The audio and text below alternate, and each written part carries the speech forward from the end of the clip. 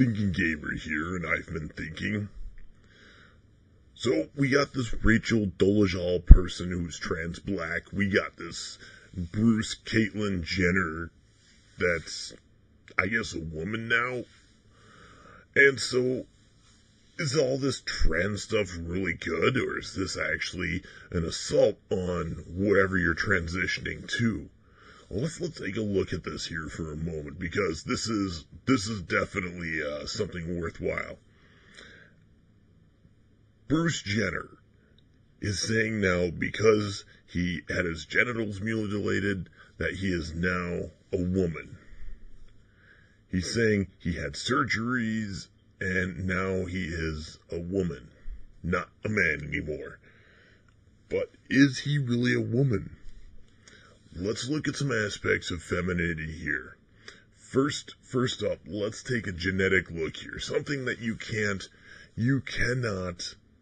go in and say, okay, this is disputable. This Caitlyn Jenner person has XY markings at the genetic level. Last time I checked, women do not have XY chromosomes. They have double X chromosomes. So, even though it wants to be called Caitlyn, is Bruce. It is Bruce. It's a construct to look like a woman, but at the core, still a man. Now, why do these people require all this hormone therapy and stuff too? I mean, they're trying to change functionally what their body does naturally. And this is just crazy, because you are constructing a female image, you're grafting it onto something that is not meant to be a female image. And while I think that's silly, it really does nothing for women. Because now you're saying that you are a woman so long as you feel that way. Because that's what the trans movement is doing. If you feel that way, you are a woman. Guys, think about it this way, okay? If you're a woman solely because you feel that way, then is being a woman only about a feeling? Are you a feminist if you're a pro-woman and you feel like you're a woman despite being a man?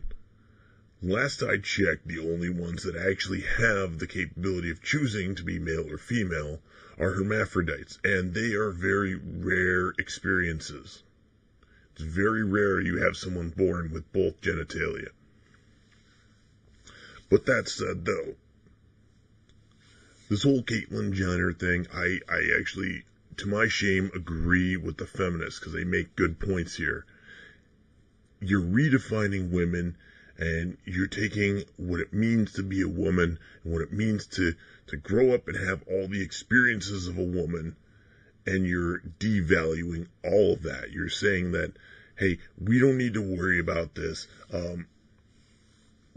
It doesn't matter. It doesn't matter if you grew up as a man, if you disfigured, whatever. You are now a woman. We're going to accept you, right? No. He has never had a menstrual cycle. And I know someone's going to figure out some way how to graft that to trans people, whatever. Someone's going to figure that out someday, right? But he's never had a menstrual cycle. He's never grown up as a little girl. He's never had, he's never had a father sit on the knee and say, daughter, I love you. Here's what the facts of life are going to be. No, he's grown up as a male throughout his entire life.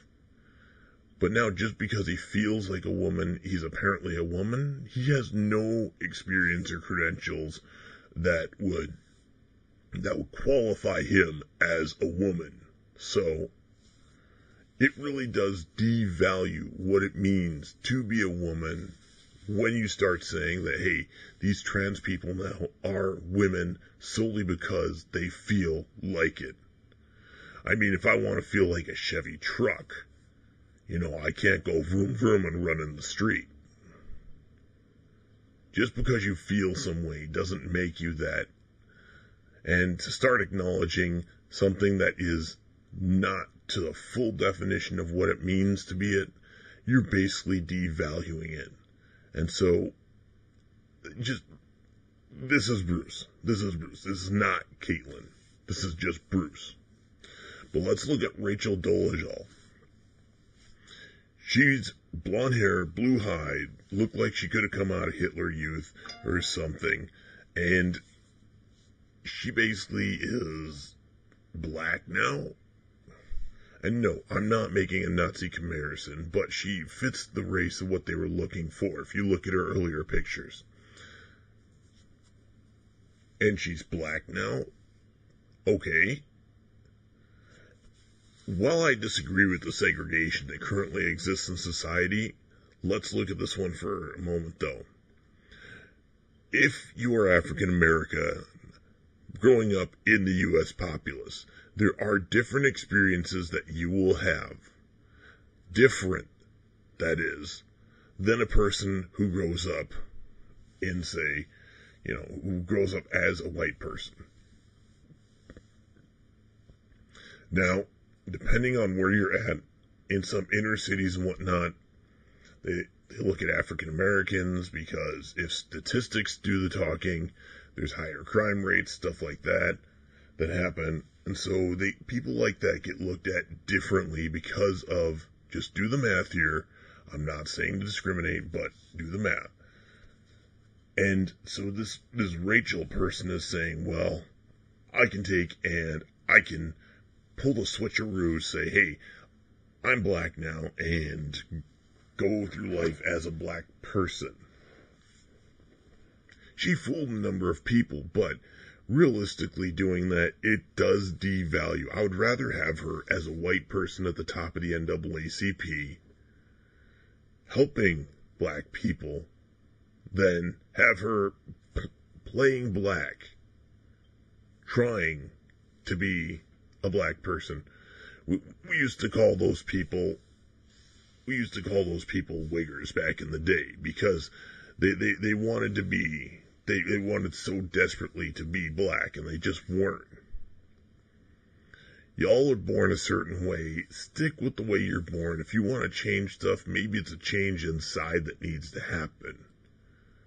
Maybe it's just a change in you that needs to happen, not an external change. And there's so much she could have done, even as a white person, to help the African American population. But to lie on federal grants and all this stuff, and to lie her way to the top, that does more damage than it does good. So thinking gamer here, and I'm saying you should keep thinking for yourself. Don't trust the narratives and do the research. Always research for yourself. Thanks for watching.